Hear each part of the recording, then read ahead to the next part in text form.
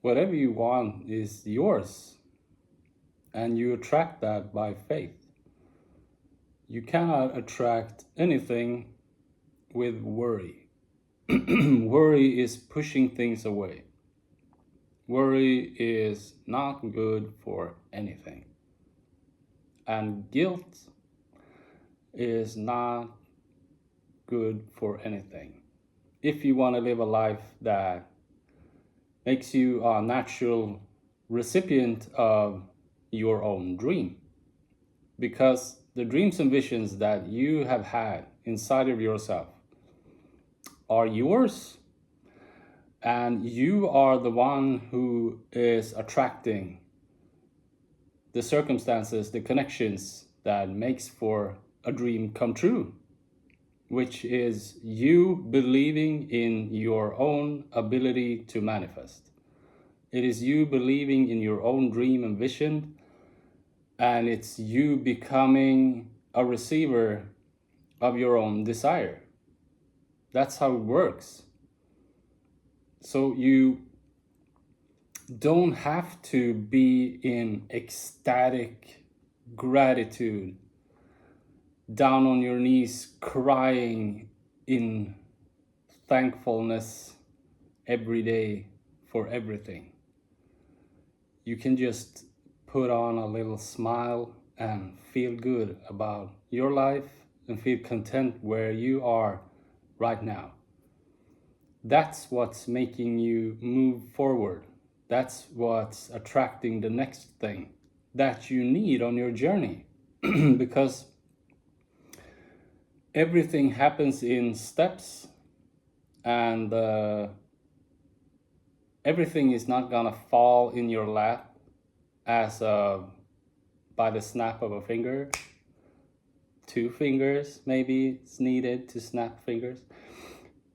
You need to be appreciative of who you are, what you want to become, and feel for it. Feel like, I have created this, I have these capabilities, I'm well able to do this. I've never done it before in this context, but I have done it kind of in my bubble, in my world. I have experience, and that experience is what enriches your soul. You are enriched in your soul from experience, and that experience is something that can become something in the world as you become a source of influence, as you gain resources, as you believe in yourself and what you have created, what you're capable of. You see the visions, you believe the dreams and visions, and you feel good about going in that direction. I think when it comes to getting close to what we want, especially when it's dreaming big, the fear gets magnified. It's the opposition, it's the resistance within us, it's the rational mind trying to pull the brakes, trying to stop us, because the rational mind cannot see this come to fruition. And I believe it's happening in love, actually. I don't believe it's evil and terror. I believe it is for our own preservation. It is to keep us safe. So the rational mind has this function to dim the lights a bit, make you second guess yourself, feel like it's impossible, doubt yourself. But doubt and fear go together, and love and faith go together. So you gotta have faith. Stop listening here and start listening here.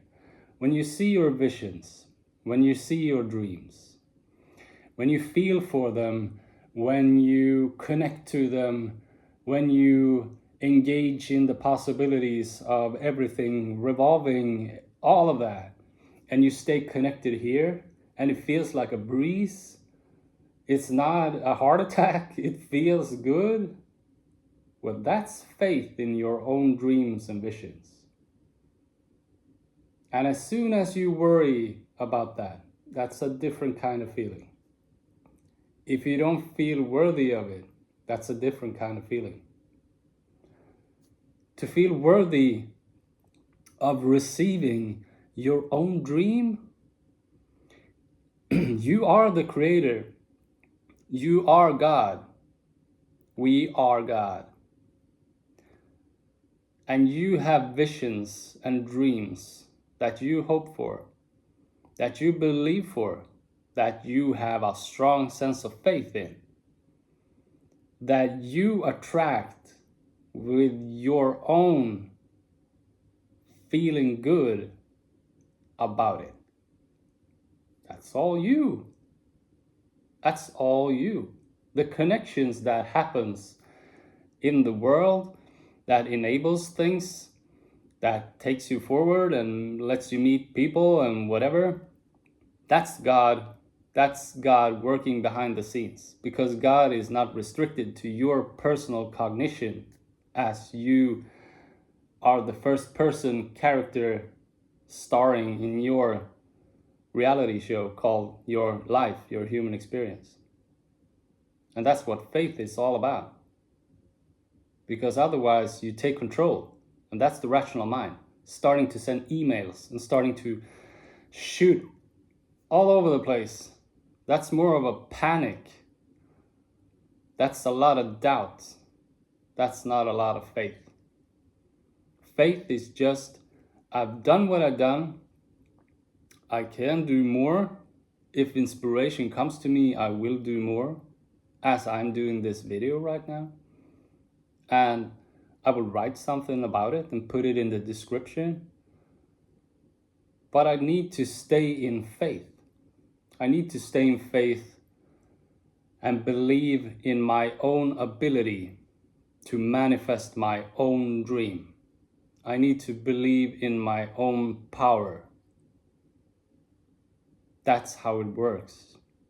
The power of self, of God, of isness is not separate from you.